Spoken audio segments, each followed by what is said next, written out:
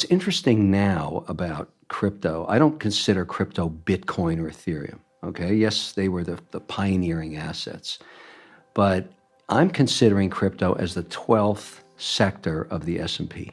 It hasn't been declared that yet, but I think that's where we're going. And so when you talk about running a mandate like I do for institutional clients or institutional mindset, they say to themselves, okay, in a normal world where I understand each of the 11 sectors of the S&P, I may allocate the largest I would allocate would be 20%, let's say, to technology. That's generally the max in a mandate. And maybe you do 3% in energy because your ESG concerns are there and all the rest of it. But you're dabbling in all 11. I'm now dabbling in crypto as if it was the 12th. So that means I don't need a mandate to do that. I'm doing that because I'm able to get my compliance department to agree on certain coins, tokens, assets, but they have no interest in just buying Bitcoin. I get Bitcoin. That's one asset. It's just like when you say, I'm going to have 20% in tech. There's 1,000 companies to choose from to build that position. So for me now to actually get into crypto, I need multiple positions because I'm mandated to have diversification. So yeah, I own Bitcoin. Yes, I have some Ethereum. I have some Litecoin. I have some USDC, but there's much more coming. And I'm at 3% right now, waiting in a mandate. That's not a lot. I'm on my way to 7% by year end. That's a lot. And that's starting to be where I consider myself a participant in this market. But I'm having to do it different than maybe you or Pomp or a lot of the guys that were pioneers. I don't have the option to be a cowboy. I can't do that. I have three problems on that front. Number one, I have to get my internal compliance officer to agree. Number two, I have to get my external auditor to sign the audited statements that then turn into reports to the regulators in every jurisdiction that I participate in. I cannot afford to be offside for 1 second. So that's taken a lot of time. That ain't easy. And that is where we sit. And I'd say to you, that's good and bad news. It's good news that I've been able to do it. It took me almost half a year. But the upside is that there's trillions of dollars of the people I service that want to do the same thing. If we could just get the regulator on side to tell us what the rules are, it's like football. You can't play football if you don't know the rules. We need the rules. Then you're going to get a massive allocation to crypto. What is 7% in real numbers? I don't say because it goes across multiple mandates. And, you know, we have rules about disclosing dollars because it's not always our money.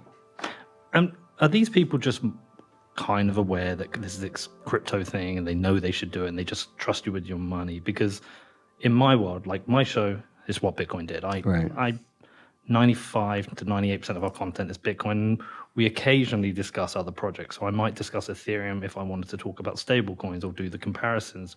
But in my world, Bitcoin is very different from crypto. I actually consider them two different things. All they share is the fact that they both use a blockchain and cryptography. Yeah. But what they are trying to achieve, for me, are very, very different things. So is there just this wider desire for people to invest in crypto and they don't really care what it is, and it's for you to decide the investments? No, when it comes to crypto, because of the compliant and the regulations and where we're at, I don't put other people's money into crypto mandates. I'm very fortunate to have my own operating companies, multiple operating companies that I control in the case where this crypto is 100% control. So I am allowed, but I have to be compliant anyways, because when you have a compliance department, it's because you've been able to grow business. I have multiple investments in financial services companies, many of them which are reporting and regulated. So I can't be offside. It's because I'm a shareholder in these companies. And so... What do you mean by offside? So let me give you an example. Back in 2017, when I took my first position in crypto, the regulatory environment was nothing less than toxic, all right? At that time, regulators around the world were sending out complaints to all kinds of people that were trying to tokenize all kinds of assets, including one here in New York, a hotel. It was a poop show. And you can say a shit show. Yeah, it was, and you just can't get involved in that when you're reporting and being compliant in many other jurisdictions. And so that at that point, I was just, my own compliance department said, you got to stop talking about this stuff. You got to stay away from this stuff. This is just an environment that is brutal. Over time, in particularly the last 24 months, you've seen Switzerland, Germany, France, England, Canada, a jurisdiction that cooperates with regulators in the US in total harmony, launch ETFs with their primary asset being Ethereum and Bitcoin. So the tonality of that regulatory environment has changed dramatically. You're starting to see the regulator, talking about, let's discuss these asset classes, let's get into a dialogue about it. And as a result, I've been able to be more flexible about my own position and come out and disclose just a few months ago that I'd taken on a 3% position in our operating company of specifically Bitcoin and a few others.